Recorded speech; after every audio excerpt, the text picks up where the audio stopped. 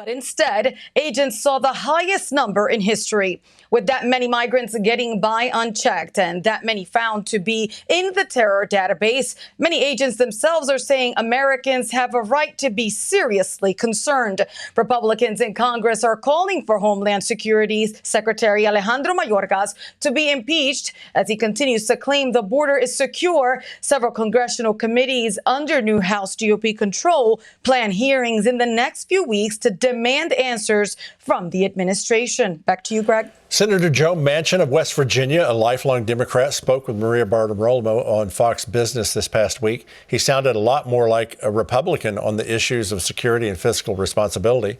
She asked him about America's overrun southern border and the millions of illegal migrants flowing in the United States, along with sex trafficking and massive amounts of deadly fentanyl.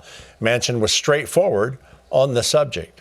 You cannot have the nation that we have, the workforce that's needed, and the intelligence that's going to be needed with it, and development of the skills, unless you have a secured border. There's not going to be any serious talks about immigration reform until everybody agrees we will have a secured border. Then Senator Manchin turned his attention to the federal debt ceiling, shaming his congressional colleagues for reckless spending with no accountability. We have a problem. We have a debt problem. We're at 31.4 trillion of public debt right now. And all we're saying is, should we not make sure that we all recognize how we got there, how we prevent from going further? We cannot default on our debt in the United States of America. The faith and full faith in of the government and the Treasury that we're going to pay our debts. You can still be fiscally responsible. We have not been fiscally responsible. Joe Manchin concluded, hopefully we can recognize that we have a runaway debt and recognize we're all responsible.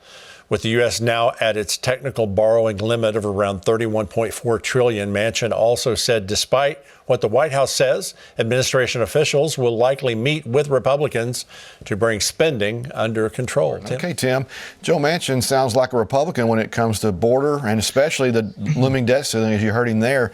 Is he on the right side of those issues? And why do you think the Biden White House, or do you think the Biden White House will cut spending?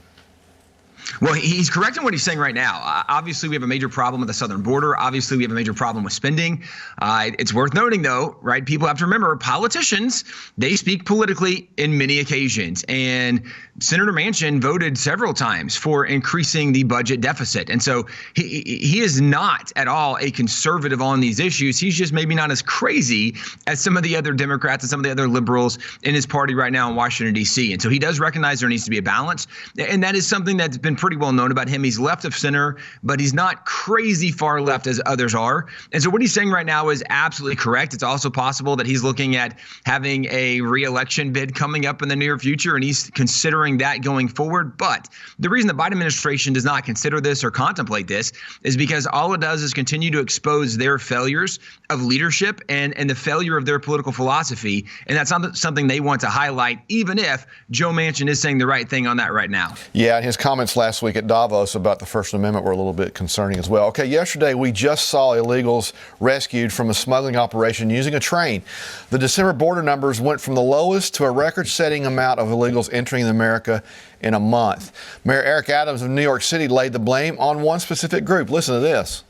Every attempt to deal with this immigration on a national level through legislation has been sabotaged, mostly by right-wing oppositions. Tim, are conservatives sabotaging Democrat efforts to secure our southern border? Yeah. Clearly, Republicans are the ones who are wanting to have an unsecure southern border. I mean, it's so ludicrous. And unfortunately, the way the political game is played is these politicians assume that people have such a short-term memory that they won't pay attention to it. And the news media plays along because so often we only think about what's directly in front of us. And if right now the Democrats are saying it's Republicans and that's repeated enough, people think, man, Republicans must be to blame. Well, that's absurd. When you go back to what President Donald Trump was promoting, and he said, guys, just give me a few $1 billion to put a wall up at the southern border to secure it. And this is not to stop all immigration. It's to make sure that people that come in through checkpoints, so we actually can verify who they are, so we actually can secure and know who's coming and maybe who shouldn't be coming, because also under the Biden administration, there's an all-time high of people that are being apprehended across the southern border that are on the terrorist watch list. This is clearly not the Republicans' fault, but again, in the political circle, what you try to do politically is cast blame on your opponent, even if you are the one that has all of the leadership mechanisms of control. You want to blame somebody else. It's clearly what the Biden administration is doing, and it is really just ludicrous to imagine that Republicans are the ones that do not support securing the border, when Republicans have been running on that notion and promoting and supporting that for literally the last several decades. Tim, this is Greg Stevens. White House Chief of Staff Ron Klain was a champion for progressives with the president. Will he be an improvement? I don't think so. If you go back in Mr. Zeit's history, he was part of the Obama administration.